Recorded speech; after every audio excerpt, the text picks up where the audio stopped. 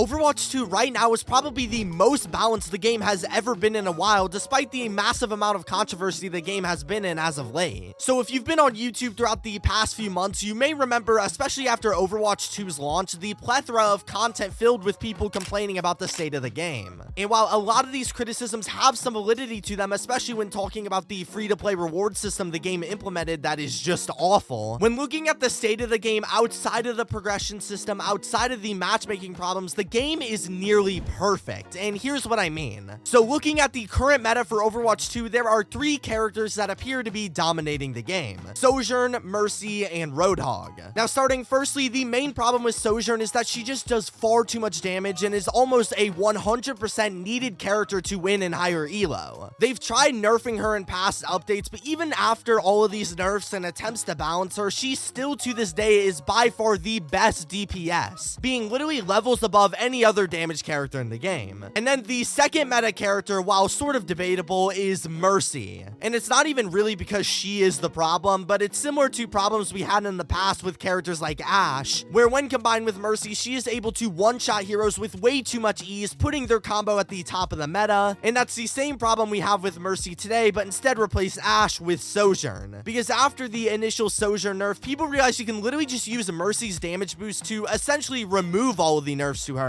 and once again make her the most powerful character in the battlefield with the press of a button, which is obviously very annoying. And then moving on, the final, full-blown meta character has to be Roadhog. And his issue is the fact that his one-shot combo of hook, shoot, melee, especially in the 5v5 setup in Overwatch 2, makes him just way too powerful, especially for a tank. And oftentimes, just landing this one hook with incredible range, might I add, is a free one-player advantage in every fight, which is obviously a bit overpowered. One other character you could consider meta as well would also be Orisa, but she's really only powerful because she's a direct counter to Roadhog, and I imagine after his rework, she will fall back to a normal level, so that's why I'm not mentioning it. However, other than those 3 heroes, Overwatch 2 is honestly just about as perfectly balanced as it ever could be. And assuming they fix these characters in the near future, which they already are doing with Roadhog in a few days from when this video comes out, the game, in my opinion, will reach a perfect balancing state, at least as close as we're ever going to get to it. Every tank outside of Roadhog are just about equal and can be chosen based on your own preference and the enemy's team comp rather than just what's meta at the time. And the same goes for damage outside of Sojourn and also Sombra as well, just because she's so bad she's became a throw pick. But removing those 2 from the equation, damage is also just about perfect in my opinion too. The only real fundamentally flawed hero category would probably be the healing category, just because they are way too easy to target in Overwatch 2, and they are just far too weak to fit with the modern powerful standards of the game, especially with one less tank to defend you across the board. But the devs have said multiple times they are aware of these issues as well and are most likely going to be spending the next couple seasons not only improving the healing category, but also, as they said, adding brand new characters to mix up the variety in the healing category as well. But even then, there are still plenty of healing characters that have a great place in the game, like the previously mentioned Mercy and Lucio, who are fun to play with, not too annoying to go against, and overall help the team in a positive way outside of just being meant for healing, which I feel like should be the goal of every hero in Overwatch, and I think it's one that we're really beginning to get close to. The launch of Overwatch 2 removed stuns for the most part, which removed 90% of the annoyingness in the original Overwatch, and also the 5v5 format makes the game way more based on one-on-one interactions and your actual skill rather than just ult farming for 99% of the match and having to deal with double shield plaguing the meta like what we saw originally.